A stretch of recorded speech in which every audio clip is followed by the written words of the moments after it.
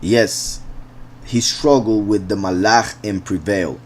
This is a very important verse for many reasons, but I'm just going to mention two.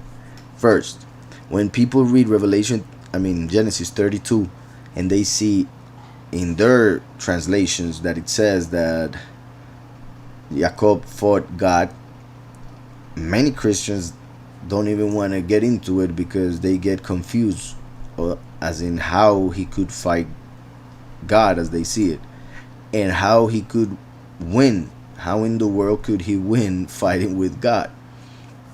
So that is a very problematic, I believe, chapter for many people.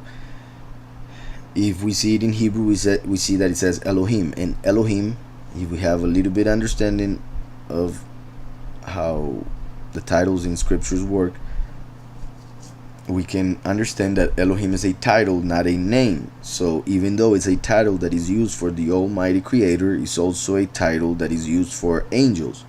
So then we can understand that obviously Yaakov was not fighting with the Almighty Creator, because he would not win, because Yaakov was in the side of the Almighty Creator. So why would he fight him?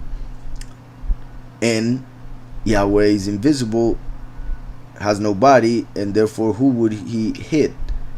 And many other things that could be said regarding how illogical that seems when we interpret it as the Almighty Creator fighting Yaakov.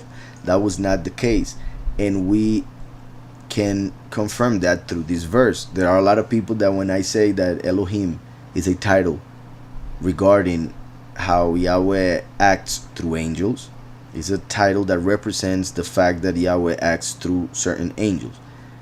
That's the reason of that title, and I have explained that many times, and I have found many people that complain against me about that. They say, how can you say that? Where does he say that? This and that.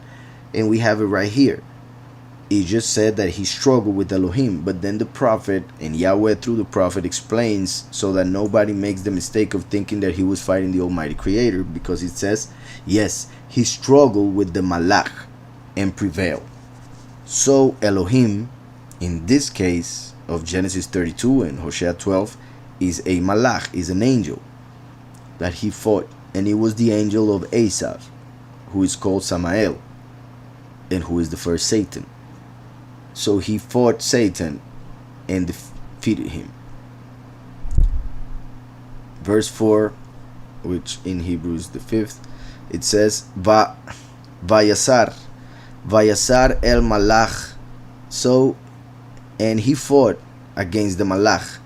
When it says, and he struggled, or I said he fought, Vayasar, I repeat, those in this case are 4 letters because of the N at the beginning, but the 3 letters, Yasar, are the first 3 letters of Israel. As a matter of fact, in this chapter it says Vayasar el malach. In this case, the word el has to do with that he fought with the malach, but that word el is also the same as mighty one in singular. El singular, Elohim plural. So the fact that is written in this verse Vayasar el, we can actually see, if we were to unite Yasar with El, we have the name Israel. So the prophet is writing the name Israel to show why he received that name, because he Yasar El Yisrael. So I'll continue with that verse. It says, yes, he struggled with the malach and prevailed. He wept and sought favor from him. It is interesting, I find at least, how the Almighty always connects the teachings, even those in English, with those in Spanish, because as you guys know, we study every Shabbat in Spanish.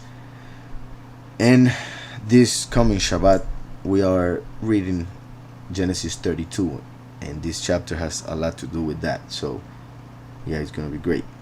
So verse 4, yes, he struggled with the malach and prevailed, which is amazing how a man can prevail against a malach who was made greater than humans, and that is to show the power that comes through Mashiach, because Yahweh through Mashiach will make us greater than the Malachim.